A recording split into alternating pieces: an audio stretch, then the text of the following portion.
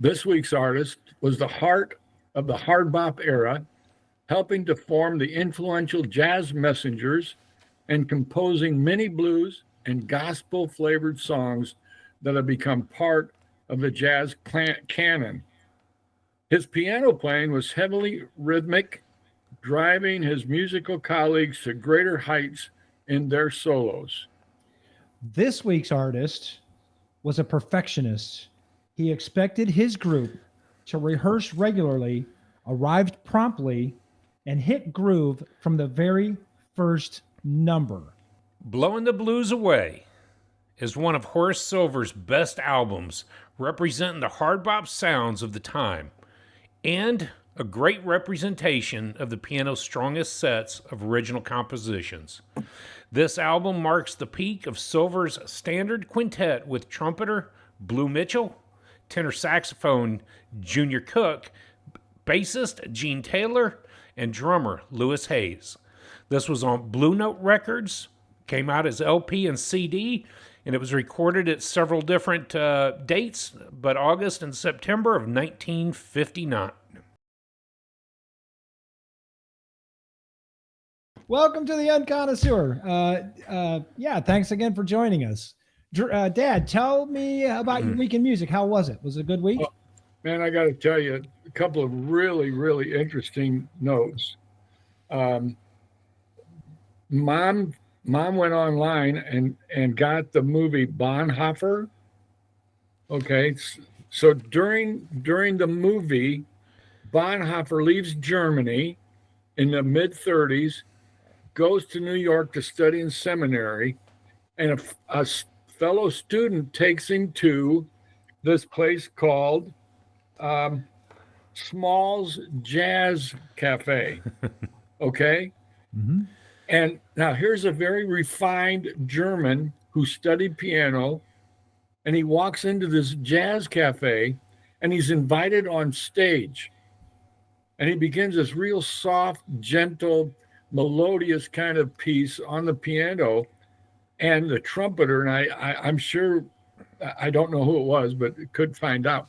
This trumpeter starts playing, and then Bonhoeffer gets into it, and he starts wailing and pounding on the piano, and this place goes crazy. And it's doggone impressive. It's just something that's part of my week. But one other thing, last night, Uncle Jeff and his wife and Mom and I had supper, and a couple was sitting at a booth kind of close, adjacent to us. And during the conversation, I said to the guy, so do you by any chance listen to jazz? Oh man, do I listen to jazz? I said, no, tell me, you listen to jazz. I mentioned a couple artists, and then of course I had to mention the Unconnoisseur. Of course. And he said, I'm going to go check it out. So his name is Jody. Jody, I hope that you're able to find us. I'm sure you will. Spend some time watching the podcast and give us some feedback. Tell us what you think. Give us some, maybe some info or whatever feedback, and let us know what you think. Welcome. And let us know what your favorite artists are, so we can put more jazz in our ears. Right. Absolutely. Yeah. So that's pretty much my week. Of course, I've listened to the album ongoing all week. So powerful. Yeah. You want me to go next? Well, I'll let you go. Yeah, go next. Well, you were going to say something. What? I was just going to, I'll start my week. I was just going to tag on with Dad's and start mine, or your statement. Tell us what your favorite musician is. One of the things that I'm finding each week, we're 50 weeks in, the instruments that were being played on this week, for example, is a piano player. Well, who's the trumpet player? Who's the tenor sax player? Who's the bass? Who's the drums? And you start to expand your knowledge of who's who on this. And there's no doubt that there are some phenomenal trumpet, sax, piano drummers out here. And Blue Mitchell became somebody that I love to listen to this week. Yeah. So, yeah, who are your favorites and who don't we know about yet? The comments keep rolling on, which is super exciting to read, and it seems like we're getting a lot better reach these days. But Matt, my week, I've been able to shoot some baskets with Lily over the weekend. We've done some one-on-one games. I'm pretty tired after today's adventures, but I want to take this time to say this is a milestone, Matt. We are 50 weeks in. That's halfway through this magazine of the top 100, and you and I began this journey March 6th of 2003. And in my notes from the beginning, 2023. 23, my bad. I'm trying to age myself back 20 years. 23. But March 6th of 2023. So now, almost 2 years ago, we began to switch albums, change albums. And one of the notes that I made is, what were your 3 favorite songs on those albums? That was what we were going to dialogue about.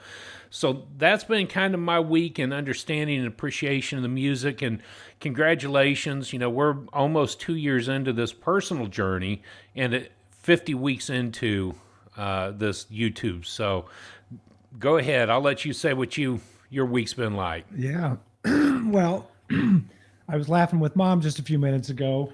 I told her, I said, we did the last 50 and I had hair all over my face, and I do the next 50 and I'll stay shaved. So you'll see my face now, so I can smile, and you can see me smile behind my beard. You didn't hardly tell I was smiling, but every week we talk about artists that we love, or artists even that we don't love too much. And I'm smiling because the dialogue and the music and the artists that we're learning about, they just push me to a good place, just a good place. This week's artist, man, Horace Silver.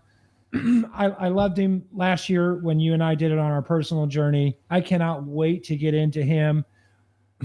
We're just a few weeks away from finishing our personal journey, a few weeks being 9 or 10 or 9, whatever we're on. But yeah, and having number 10 in my ear this week, wow, transcendent, and Horace Silver in my ear. It's interesting because I think we made the comment before, we never want to be the smartest people in the room. And as the time goes on, we're becoming smarter, we're reading more, we're listening, obviously, to more music, and we're getting some traction. We're finally, seeing the comments roll in, which I'm super stoked about. I love reading comments and responding and seeing a different point of view. So yeah, my week in music, I bought my tickets for the Elmhurst Jazz Fest, which will be going on February 22nd and 23rd. I'm going to go see the WDR Big Band from Germany. I'm going to do the college bands again this year. Go spend the afternoon listening to college. Good. The Ohio State Jazz Band will be there. Purdue will be there. Whoa. There's a few other names that I didn't recognize right off the top of my head, but those two are later in the evening, later in the afternoon. So, so I'm going to see the WDR Big Band. So I'm super stoked about that. Super stoked. Lady D is playing Three Rivers Big Band on January the 8th. So I have that to look forward to. And that's just a few days before we leave for our trip. Yep. So super stoked about seeing Delaney play. Well, when this will come out on the 8th, the morning of the 8th. So go check out the Three Rivers Big Band tonight. Yeah. Yeah. Right. Yeah. Thanks. But yeah, this week's artist, I fell in love with even the side guys, with the sidemen. So that's my week, pretty much in music. What do you say we kick off with the music? That's a great idea. Because we could talk for hours about what the songs represent, what they mean. Dad, did you have a song picked out? I did. It sounds like others of us like the same track on this album, but I chose Sister Sadie, and you could start it most anywhere or listen to the whole track, but more specifically, go to about 220 and play it for 45 to 50, 60, 70, 80 minutes. Just start at the beginning to play the song? Yes. All right. So, that's track number 5, Sister Sadie, off Horace Silver's Blowing the Blues Away. Here we go. Starting right at 2:15.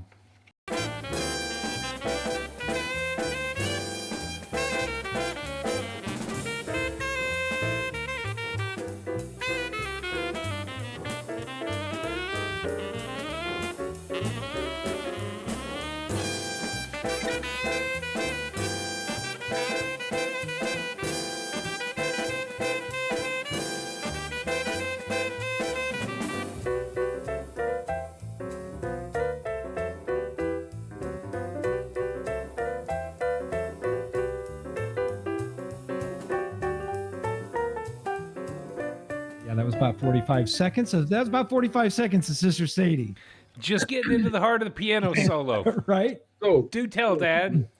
you know, Mom and I were working in the bathroom today, and I had it on, and I had that particular piece on, and Mom says, it sounds like they're talking to each other. I thought, how true.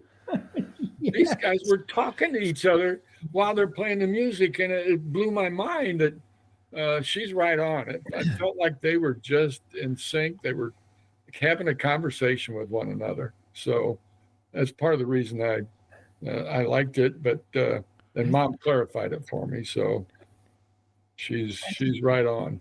God, great descriptive word. You Yeah. come up with those bombs every week. Every week. We'll see. They're having a conversation. Yep. Oh, For yeah. me, I probably told this story before, but 25 years ago, I bought the GRP All-Star Big Band CD.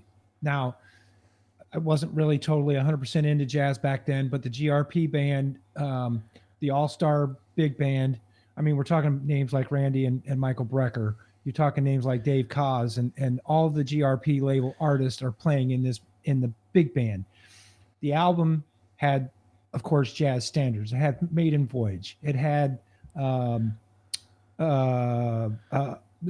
Sketches of Spain. It had some other very, very big names, and it had Sister Sadie on it.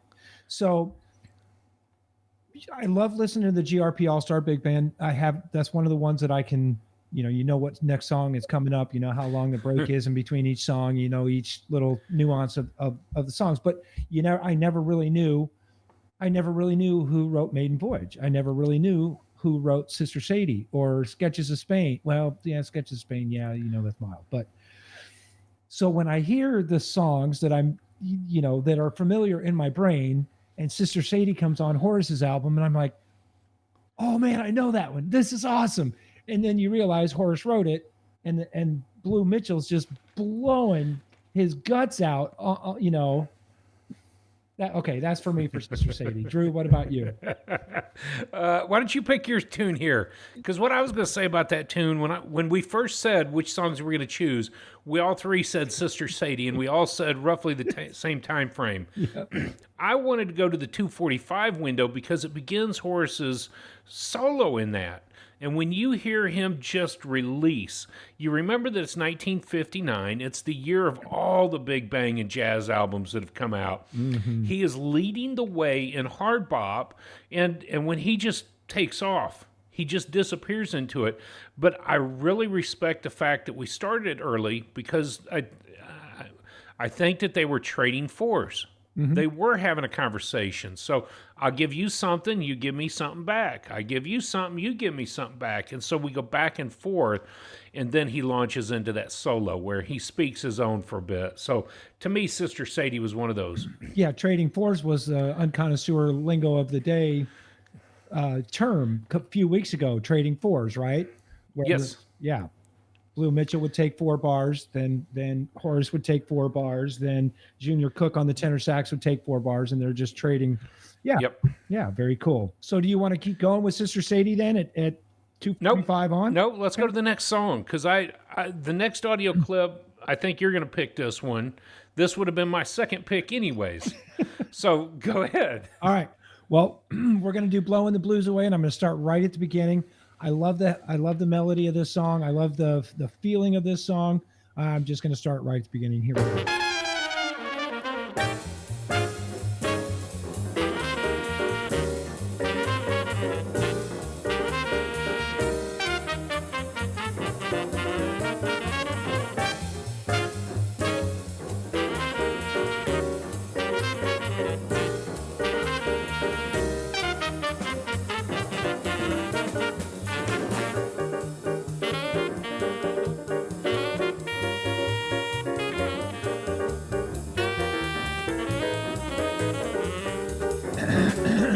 That's the first 35 seconds, blowing the blues away. Because Why you gonna stop it so early, baby? I'm ready to talk about it. That's why. you hear Horace back there on the piano, much not unlike some other piano players that we've talked about. He's just back there laying it down, and then you got Blue Mitchell. He's carrying the head, carrying the melody, and it just gets this album started off so right. They just lay it down. They just lay it down. So this afternoon, I took a bike ride, and it's not always the safest to wear headphones, but my hearing aids, the music comes through my hearing aids, and while I'm listening to that piece, you know who I'm thinking about? I'm thinking about Hot Lips himself playing this piece. I'm thinking about you, Matt. You could have played that easily, brother. I don't know. Oh yeah. Blue Mitchell. I have a newfound respect for Blue Mitchell No. this week, especially. Dude, coming off of the Clifford Brown and Max Roach last week, when you put this album in your ears and you really dig into Blue Mitchell and start listening to everything else he's done, which I did listen to a lot more of, that dude's got some chops, baby. Yeah. Some straight up hard bop chops. And now I'm not going to say that I like him better than Clifford, No. but he's right up there with this. Clifford's people, his disciples under him. Yeah. And he influenced Lee Morgan and Freddie Hubbard. And we love to listen to them. But Blue Mitchell came out of nowhere. Yeah. This was awesome. Yeah. And by the way, Dad, let me be the first to say congratulations on making your goal, your Strava post today. You made your 1,000th mile on your bike this year. Congratulations. Thank you. Yes. Thank you. It's a big deal. Huge Thank you very deal. much. Thank you. Yeah. Yeah. I hope to get there next year. There you go. There you Yep. go. I'll follow you. Maybe one. Dad can bring a tow. He can bring a tow rope for you. Yeah. You're funny. That's funny. So, yeah, I just love that piece. Anything that you wanted to add to Blowing the Blues Away, Dad? No. No, I already said what I said. He I said, could hear Matt playing that. Yep. Hot Lips. yeah, Hot Yep. Lips. All right. Do you want to move into your pick? Your pick? Or Yes, my third pick. If I didn't get my first, second, because we've been doing this lately, I wanted to hear Peace. And you can start it at almost any time. Right at the beginning would be great. And then I got something that I wanted to read about it. Okay. Here we go. I'm going to start right at the beginning of this is song number. I don't know. Peace is song number 4. Thank you. Here we go. Song number 4.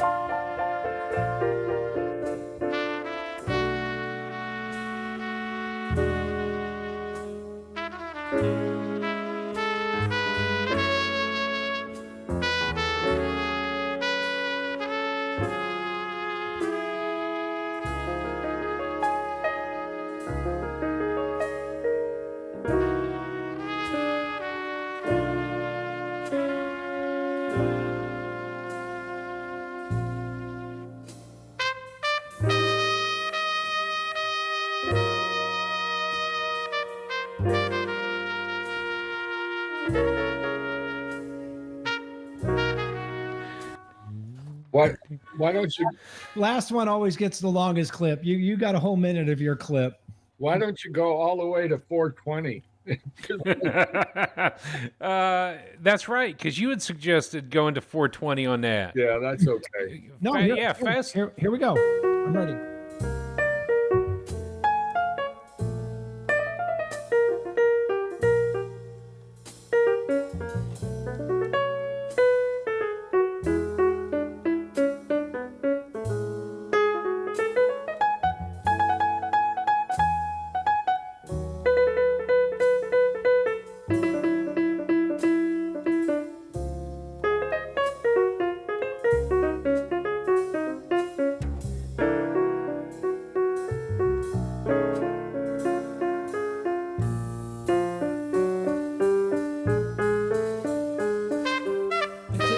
It is. It's a beautiful piano solo. Yeah. It's so peaceful. Peaceful. What do you got to say about it, Drew? There was some information that Ted Gioia put out there. And one of it was that this is unusual for a silver composition. In his hard bop times, he didn't write or compose many slow ballads. And this is one of those rare slow ballads that Horace Silver composed. What Horace said about this is what caught me the most. I was doodling around on the piano, and it just came to me. But I also had the impression that there was an angel standing over me, impressing my mind with this beautiful melody and harmony. And so this comes from that idea of peace. And Ted goes on to say that you won't find a single catchy melodic motive here. No surprising interlude, no harmonic shift that takes the piece in an unexpected direction. Instead, the soloist cycles through a series of gentle resolving chords. And so you're waiting for something big to happen, and it just keeps flowing like a nice peaceful river. Mm-hmm. So that's why it was going to be one of my pieces if I could get it out there. So it impressed on me. Yeah. What else did you listen to this week from Horace? Did you have a list handy? Me? Yeah. Let me go through my list because I listened to these today while I was driving. The Tokyo Blues, and that's an RVG remastered edition from 1962. It's called the Tokyo Blues. Blue Mitchell is he is on point. He's just on point, that whole album from 1962. I did Total Response, which is a 70s album. I could only listen to a few songs of that because it was funky and weird and the lyrics were out there. But with the song number one, Acid Pot or Pills, it just gives you a 1972 vibe for sure. Yep. The Stylings of Silver from 1957. Holy cow. I was blown away with the Stylings of Silver. And then of course, Song for My Father we'll talk about coming up in the slideshow just a little bit, so I don't want to give too much away about that. That was all today while I was driving in the car, just kind of listening, getting a greater appreciation. Last year when we did it, last year I listened to a lot of Jazz Messengers. So, yep. So, which we also have to talk about. Yes. That's going to be an inevitable conversation here in just a little bit. Well, and the fact that it's RVG. I know we've talked about Rudy Van Gelder, but this is the week for me on our personal journey last year when we did it that I spent time side by side, and I'm going to go through some of those results after the slideshow. So, from me, I got into a lot of Blue Mitchell stuff as well as Horace's work, but Horace Silver and Brass. Strings of Silver, Sterlings of Silver, I'm sorry. 6 pieces of silver and Finger Poppin'. I listened to Finger Poppin' probably twice today, but Blue Soul from Blue Mitchell. And then I started to track down some random, it was just all over the place. I got into a lot of trouble. One of those.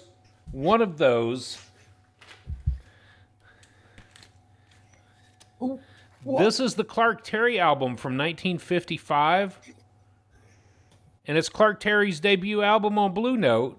And guess who's the pianist? Horace Silver. Really? No way. Wow. Yeah, so I had to listen to that, and of course it's on record, so I had to listen to it on vinyl. Oh my Wow. goodness. This was one of those magical half-price books finds for $6.99. No way. That's amazing. And I just mentioned this to you the other day. It was also sold as Clark Terry or Swahili. And I couldn't find Swahili online, but I owned the record. Oh. So, yeah, I had to listen to another Horace Silver playing with Clark Terry. Oh, gee. Man, shucks. Yeah.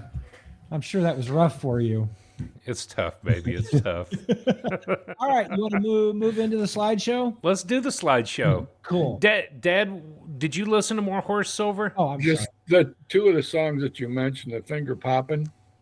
and the father's song. Song for Five. Song for Father. Yeah, I listened to those two. I didn't listen through more than one time through. So yeah, good. Cool. Cool. Here we go with slideshow. Just like we always do, the first slide of the slideshow, whatever you do it to jazz. You hear us talk about it every week. I'm going to say it every week. That's pretty much what we do. I mean, I had some other music in my ear this week, but anytime Need to Breathe drops a new live or whatever, I'm going to listen to that. So this week, of course, we're talking about Horace Silver, Blowing the Blues Away from 1959. Banging year.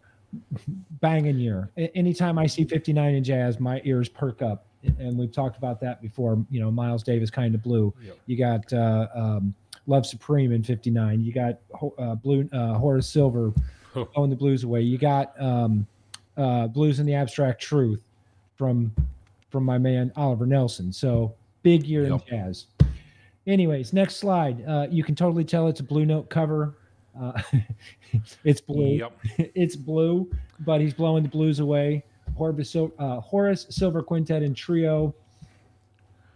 It's almost like a watercolor to me. I dig it. I dig it a lot. Yep. What do you think, Dad? Did you like the artwork? Well, I'm not sure I saw the same album cover. I'm glad you mentioned that, because I'm going to pop the other on screen right now. Yeah. I think Matt and I both ran into this earlier. There was an alternative cover that we found both on YouTube Music and iTunes, and it is Horace Silver sitting at the piano. And it just has a very generic text to it, Blowing the Blues Away, Horace Silver, and that's on screen right now. No, the one I had was like he's facing the piano, but it's caricature of him. Okay. And it's really, really cool. Now, except the fact that I identify him, you wouldn't know it's Horace Silver and identifying the album. But yeah, I thought that album cover was good, was real good. So several different versions of the album. Yep. I wonder. Different release times. I know that the RVG edition is a green edition of the Blowing the Blues Away 1959, but the RVG edition is a light green color. Mm-hmm. Yep. So yeah, different stuff going on. Let's move on to the next slide. The 4 pictures I picked. I don't know, man. I fell in love with these pictures. I scroll through pictures while I'm watching TV or something, and I picked the ones that really catch my eye. The upper left one, it's a young Horace Silver. I mean, that's got to be very young. He's got his hair slicked back. He's leaning against the piano, holding a cigarette. He just looks cool. I don't know. He just looks cool. And then the upper right hand corner picture, his hair's kind of flopping. He's got that grin on his face, like he's digging what he's doing, just having a great time. You got the microphone in the foreground. It reminds me of a picture you would do, Drew. That's why I picked it. I say something stupid like that every week, but it's true. I'm like, that looks like a picture that Drew would take, so I'm going to put it in there. The bottom left picture is a much older picture. He's sitting at the piano with he's laughing, but it would be hard to tell that that's Horace Silver if that's the only picture that I saw. Oh, it would be. It would be hard to tell that that's Horace. Then the other picture, he's got a what do you call those? A driver cap, golf chauffeur cap, maybe.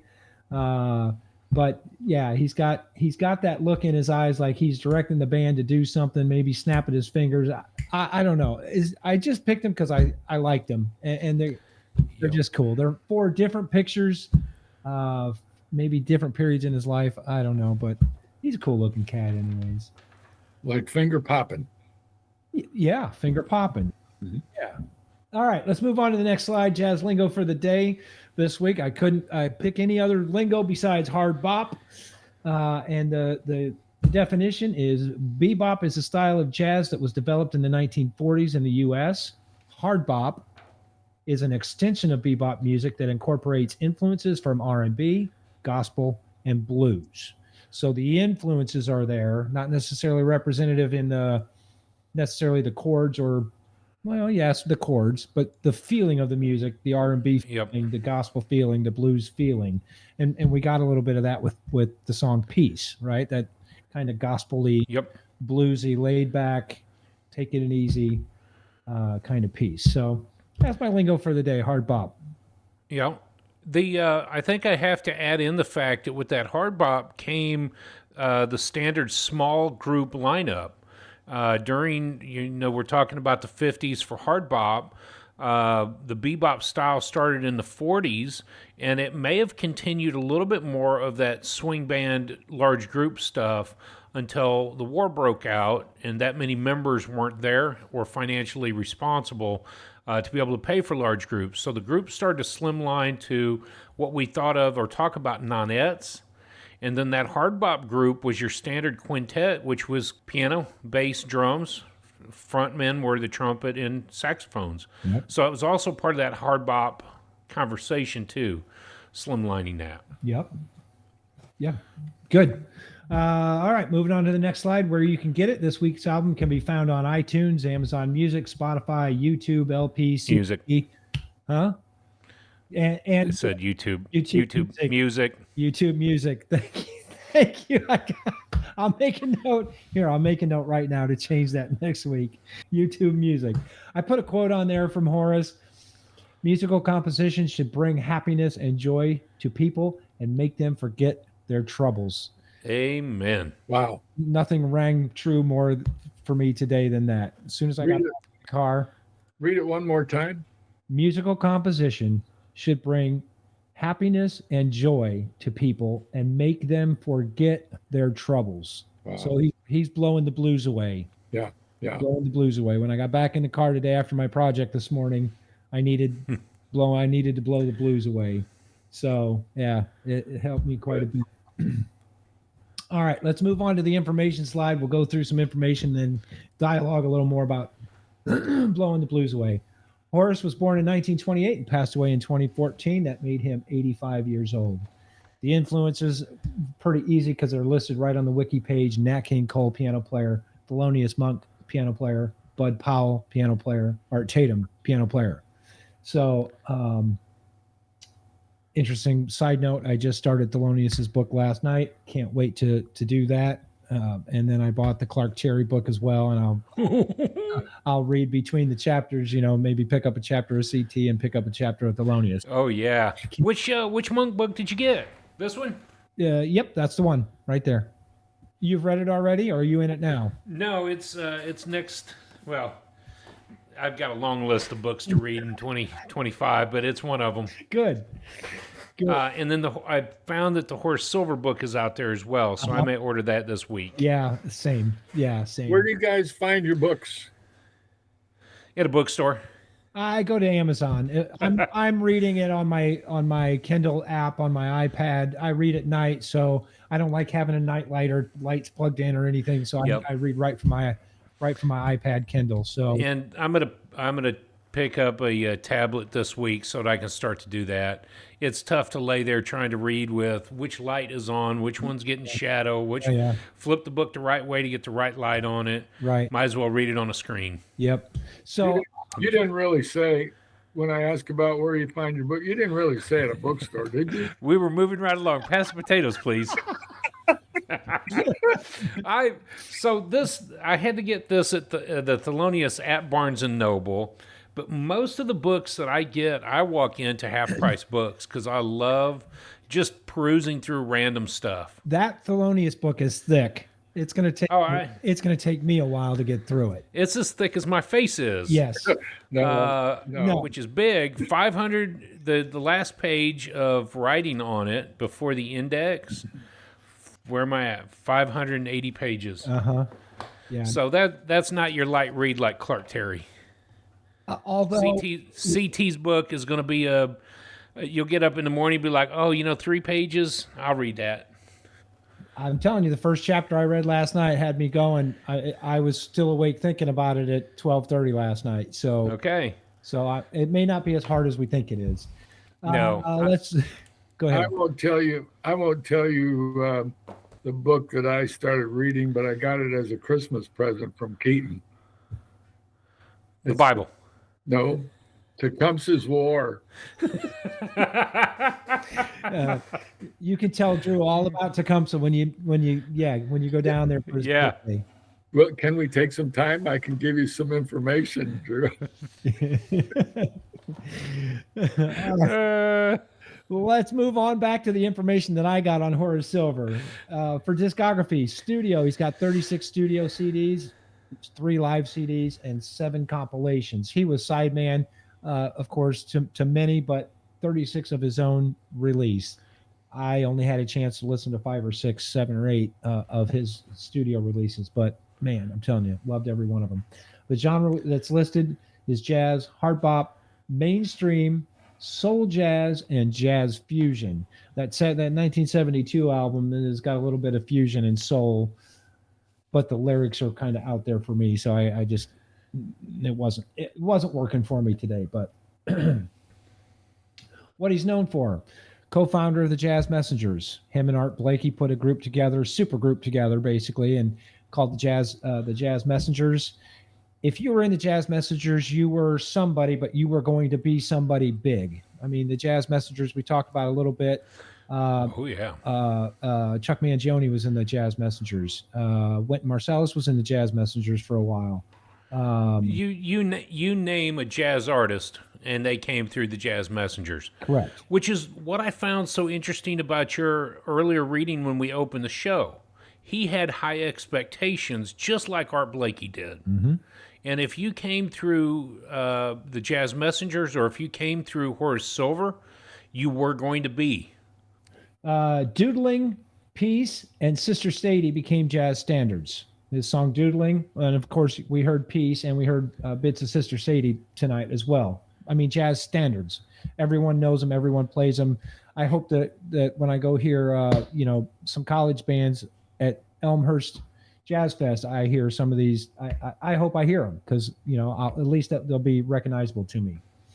In concert, he won the crowds with his personality. I can just imagine it, not like Chuck Berry or Great Balls of Fire, standing up playing the piano, but his personality while he's playing the piano. I'm sure that he's got movements that he did and just winning the crowd over with his style, with his personality.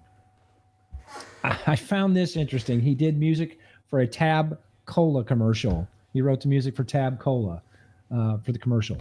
So I don't know. I just found that interesting. Thought I'd put that in there. He may not have been known for that, but I just found it interesting.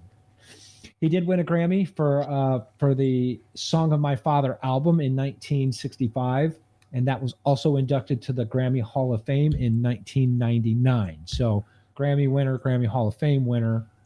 For Song for My Father. I listened to that album today, and it is amazing. I don't like it as much as Blowing the Blues Away, but I did really thoroughly enjoy it. In 1973, his band contained Michael and Randy Brecker. Anytime you see the Brecker name, it's going to be good. So they weren't the only 2 members of the band, but they were playing together for Horace in 73. So I just found it interesting too. So again, which lineage did you come through? The Horace Silver or the Art Blakey Jazz Messengers? Yep. But if you came through one of those two, it's like coming through Miles Davis. Yep. All of those big names have come through that circuit, and or the Duke Ellington or Count Basie. Which one did you come out of? So, yeah, you see Randy and Michael. It's going to get exciting. It's going to get exciting. Sure. It's going to be good. 6 Degrees this week was super easy because Horace and Miles did an album together in 1953. They did actually a lot of collaborations together. So I just found that interesting. Yeah. 1 degree of separation, right? And I find it interesting from last week. I'll put the picture up right now. But last week we were talking about did Clifford and Miles ever play? But there is a picture from Miles Davis, Volume 2, in the Prestige recording studio where Miles is leaning over Horace Silver. And Clifford is standing in the picture. So last week, you guys haven't seen the video because it didn't drop for a couple of days. That picture will come out, and there is a picture of the three of them in the same room, Miles, Clifford, and Horace, which I'll put in right now as well so we can see that. But I thought that was just a pretty cool connection when you got Miles and Clifford standing side by side and Horace sitting at the piano. Yeah. Yeah. So, Yeah, for sure. All right, let's move on to the jazz history.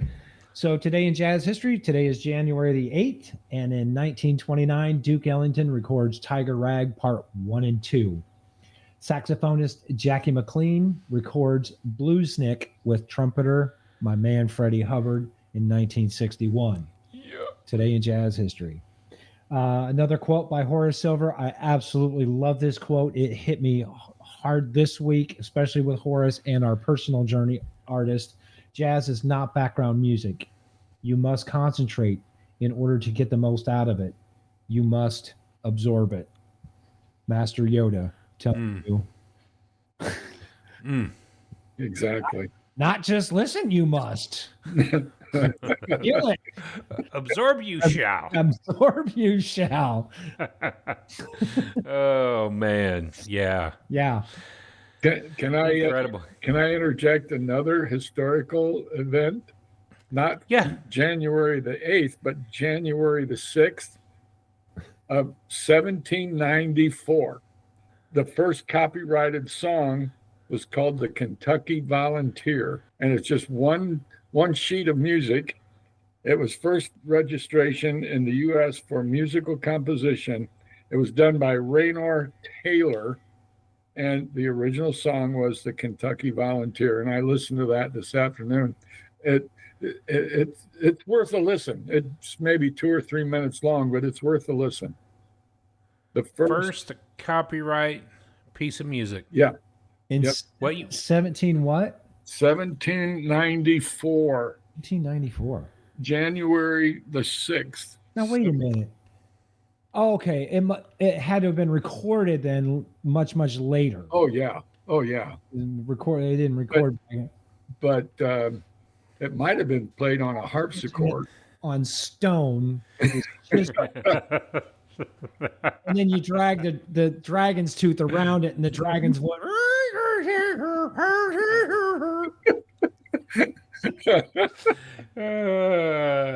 All right. So bugle and a snare drum. a stone drum with mallets. That's Stone bad. mallets. All right, That's was bad. So my portion of the slide. Yep. Drew, you got another slide to add. And I emailed y'all earlier today. I'm not sure how I got the year 1961, but neither of you caught it. This album did not come out in 61. It came out in 1959. So I want to throw this slide up here. In 1959, when this album came out, January 3rd, Alaska is admitted as the 49th U.S. state. January 12th, Motown Records is founded by Berry Gordy in Detroit. April 25th, the St. Lawrence Seaway linking the Great Lakes and the Atlantic Ocean officially opens to shipping. First annual Grammy Awards on May 4th in 1959. I didn't put this on the slide, but on July 4th, they issued a new U.S. flag with 49 states on it. Oddly enough, August 21st, Hawaii is admitted as the 50th state. And then September 16th, the Xerox 914, the first plain paper copier, is introduced to the public. I put some noted albums on here. Miles Davis, Kinda Blue. Yeah. Dave Brubeck, Time Out. Yes. Blue Mitchell's Blue Soul came out, and Jimmy Smith's The Sermon came out on Blue Note. Oh. So, as if we didn't say 1959 was a big year in jazz, those were just some of the albums that I appreciate. The St. Lawrence Seaway opening up in 59. I'm guessing that leads to the Port of Toledo and Anderson's. Yeah. The major shipping containers that Ernie would have been responsible to get loaded and unloaded would have been possible because of the St. Lawrence Seaway connecting the Great Lakes to the Atlantic Ocean. So that was something in history to me. Let's go back to blowing the blues away. Cool. Let's do it. What Yeah, Dad, what are your overall thoughts on the album? Oh man, this is an album that you can have in background, and you can focus on it, but at times you don't need to. Uh, it just struck me as so smooth and mellow. I could read with it. I could ponder or meditate with it in the background. It's so stylistic. It's interactive. What else did I write here? It's a very easy listen. Almost any time you can listen to it, and without really any distractions. So it flows very smoothly from one bar, whatever to another. So I really like this album. Yeah, me too. Let me go real quick before you go. So this week on my notes, I got there's two versions, the original and the RVG edition. So last year when we did it on our personal journey, I told you I sat down and I listened to them side by side. I would play the first 30 seconds of the original, then I'd go play the first 30 seconds of the RVG edition, move on to the next 30 seconds of the song to see what the difference is. Now, we've talked about Rudy Van Gelder before and what he could do to music, but let me read through just a few of my notes. In song number 1, at 4:42, it seems on the regular original version, it just seemed flat in the left ear only. The trumpet was in the left ear. The piano wasn't really cohesive to the unit. You couldn't close your eyes and picture where they were at on the stage. On the RVG edition at 4:42, I wrote spacious. The trumpet's right in the middle. The piano, you could picture almost either right behind him or right in the middle with him, and it's very, very crisp. Song number 2, it clips on the original at 9 seconds. Clipping almost like it's too much for the microphones to handle, so they got to cut off the highs and lows. The hi-hat on the original song number 2, I could only hear in my right ear. On the RVG edition, I said it's still clipped at 9 seconds, but the hi-hat is beautiful sound in the middle, and the bass is crisp. Each cymbal crash on song number 2 is recognizable. You can hear the different tones of the cymbal way better on the RVG edition. That's just a couple of my notes, and of course, I'm using my nice headphones, and I wrote in my notes, this album is nice headphone worthy. You listen to it, sit down and listen to it with your nice headphones, not just through your phone speakers. Put in your nice earbuds or your nice headphones and really sit and take this album in. That's all I have to say. Drew, your turn. Well, to me, this album was, the more I dug into it this year, I listened to a lot of things last year, including the Fats Navarro Nostalgia, Roy Hargrove with the Tenors, Art Farmer's album. There was a lot of things that came my way, and I never really gave much credence to this album. It was a great album. I loved it. I rated it pretty high. I was pretty impressed with the RVG edition of it. But this year, coming back to it and actually digging in, getting my teeth into the album, you realize the impact that Horace Silver has had on jazz music and the hard bop scene. You learn names like who he's played with, Stan Getz. Got to start with Stan. Yeah. You start seeing the names that come across the pages, and you're thinking, my goodness, he's played with everybody. Sonny Stitt, Howard McGee, Al Cohn, Art Farmer, Miles Davis, Milt Jackson. The list goes on and on and on.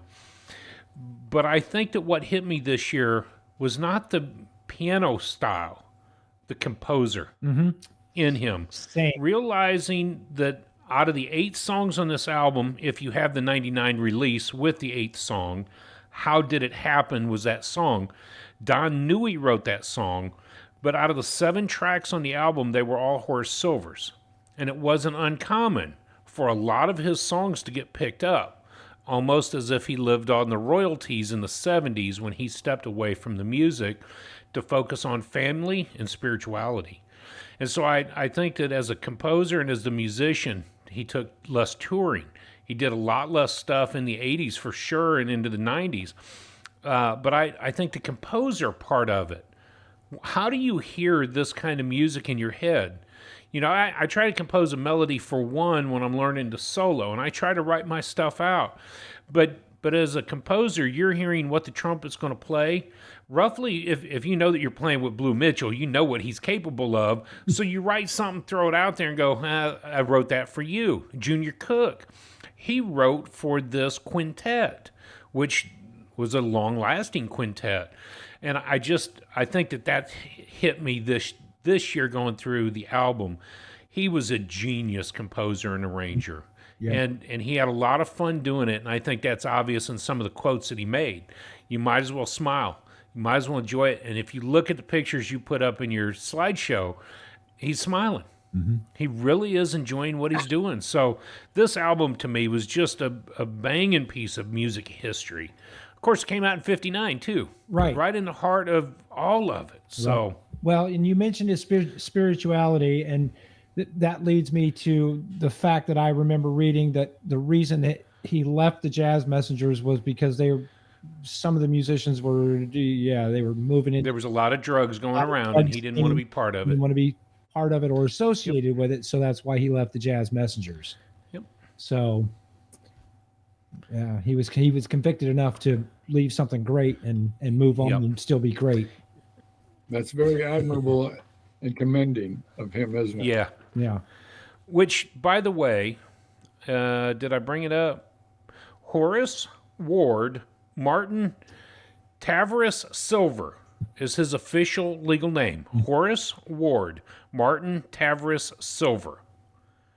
I think Martin, he picked up from his Christian baptism, and Tavares, I think, was his Catholic confirmation name.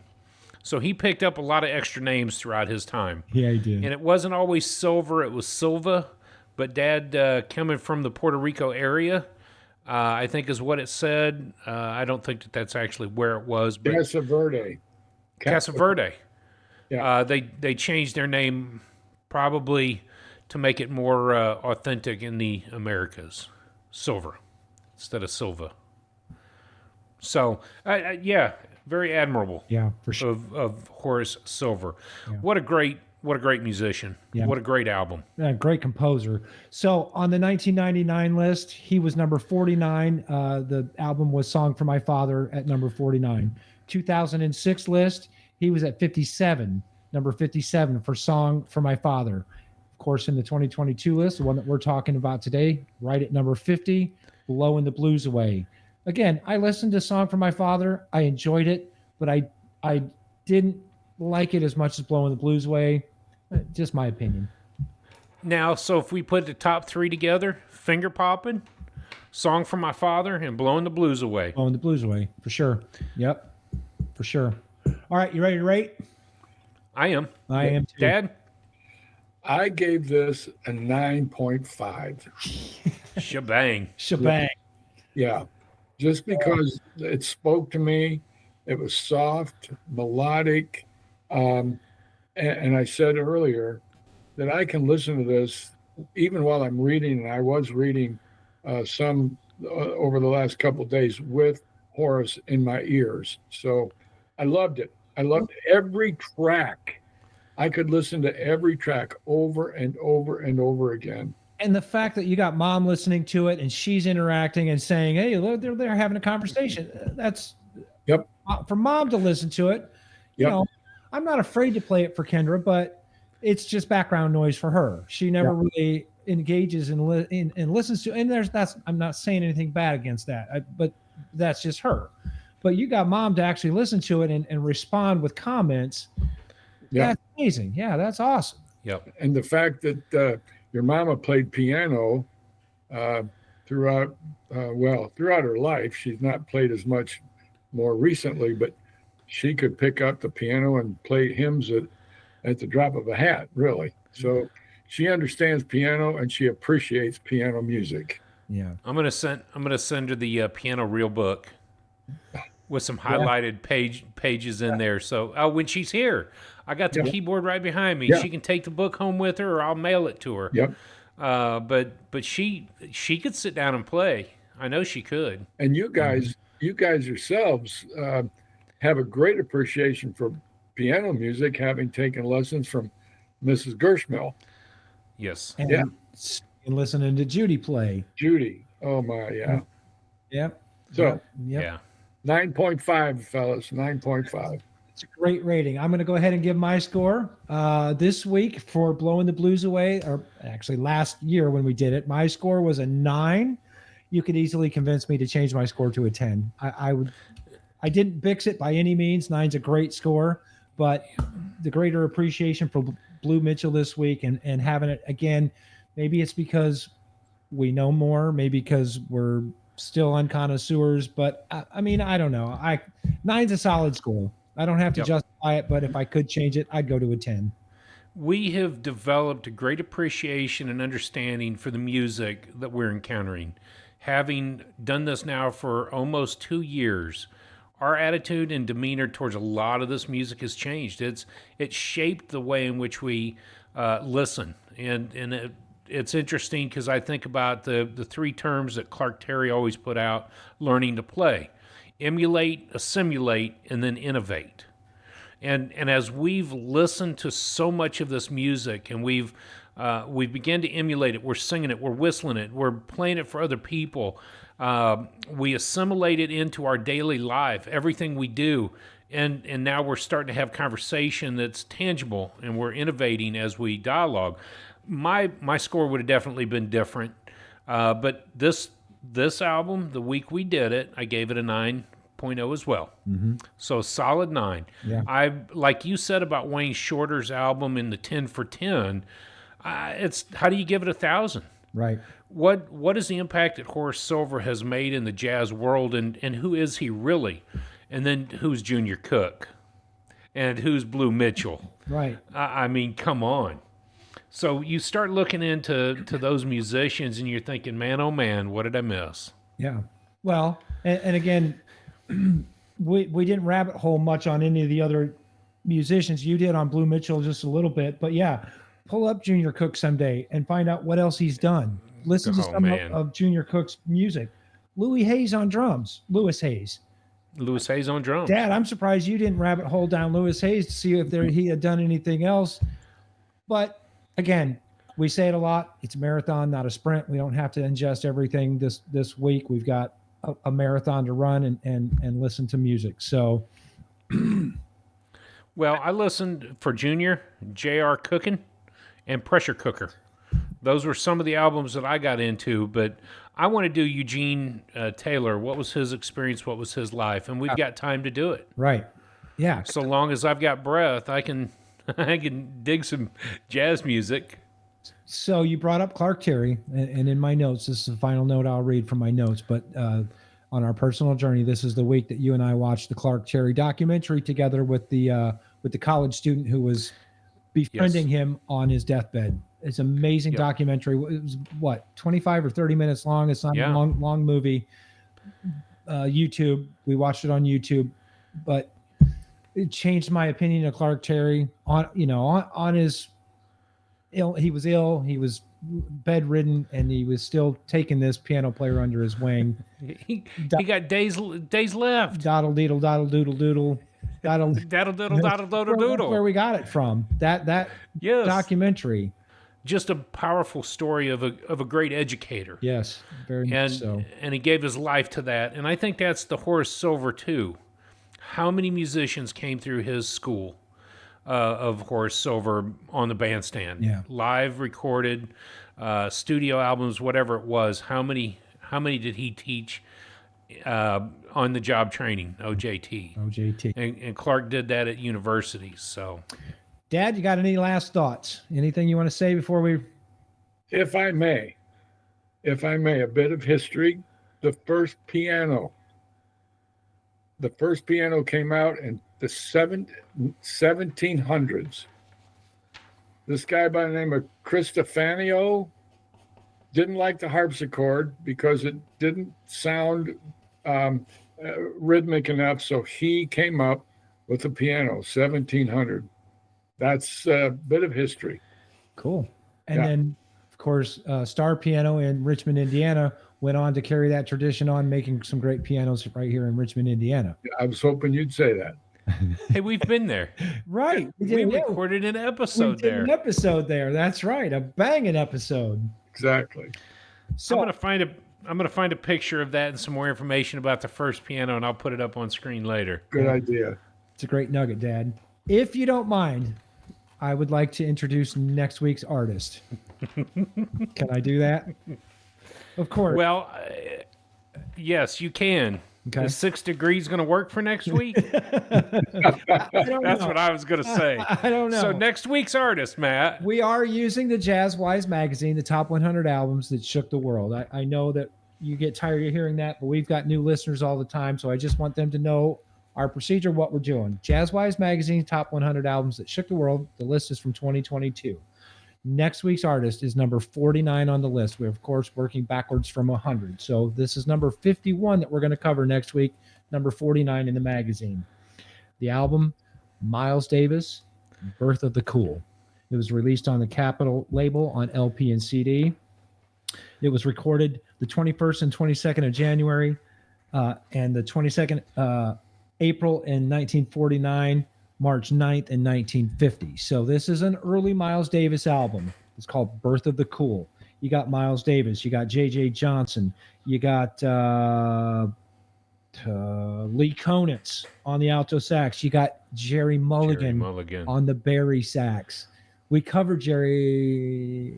We covered a few Jerry weeks ago. a few weeks ago. It's been a long time ago. It was, Yeah, 59. It was actually 59. It was the Jerry Mulligan yeah. Quartet with Yes. Chet Baker. So yeah, we covered Jerry Mulligan on the Barry sax. I mean, Max Roach on the drums, Kenny Clark on the drums. Come on, Kenny Hargood on the vibes. right? So Miles Davis, Birth of the Cool, from 1950. That's the album that you got to listen to this week, so that you can join us in our conversation next week. Then the following week, I think you and Dad are going to do a special release episode. I'm going to be away on vacation. I will not have access to technology. I'm going to be on a boat sailing and sunbathing. We'll do a special in between episode for Dad and I. We're going to go back to some of the albums beforehand that you and I have already spoke about, and he and I can just dialogue about one of those in the top. I don't know, top 80 to 100. I'd love to make him talk about the Epic from Kamasi, but he and I will dialogue about which one he wants to pick. We go back to Water from Gregory Porter, or The Art of the Trio with Brad Maldonado. See, I want to So be there- there. I want to be there for those. How about I make him go to Larry Young and Unity? Okay, I think he'd dig it. I really do. I think he would too. Okay. So, anyways, join us next week for Miles Davis, Birth of the Cool. Drew, why don't you lead them out? Tell them where they can find us.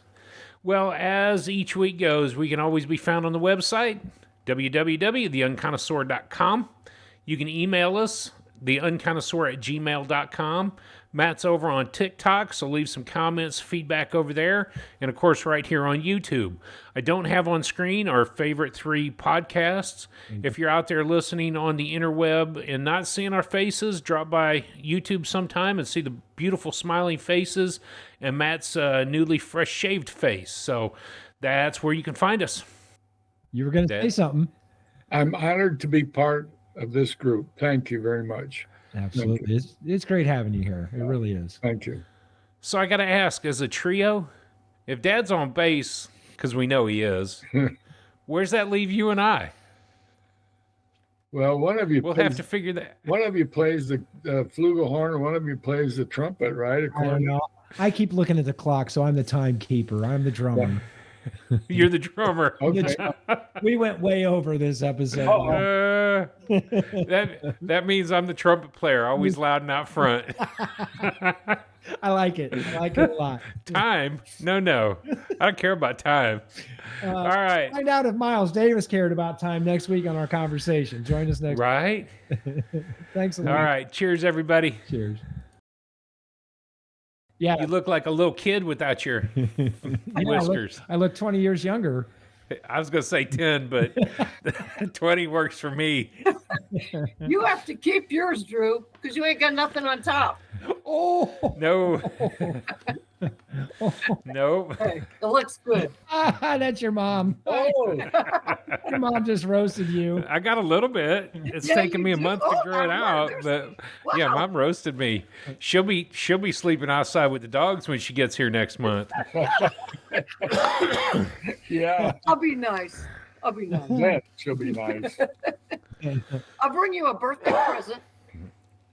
Okay, I've got your Christmas presents sitting over to my left, and I'll have birthday presents for both of you. Whoa. But Because somebody had a birthday on October 30th, Yeah. the same as Clifford Brown. there you go. Yeah, the same. There you go. Uh, All right. Good. Somebody's is in guys. January. Have a good evening. Yours will be what, a week before you get here? No. after. No, yeah, before. Yeah, before. How about 27? That's what I meant to say. Yeah, I know. Yeah. You'll be 29 on the 27th. I get Yeah, confused yeah, with that's that. what it is. That's what it is. Hey, you guys have a good night. All right, Love you. thanks. Nice to see you. Love you too. Love you too.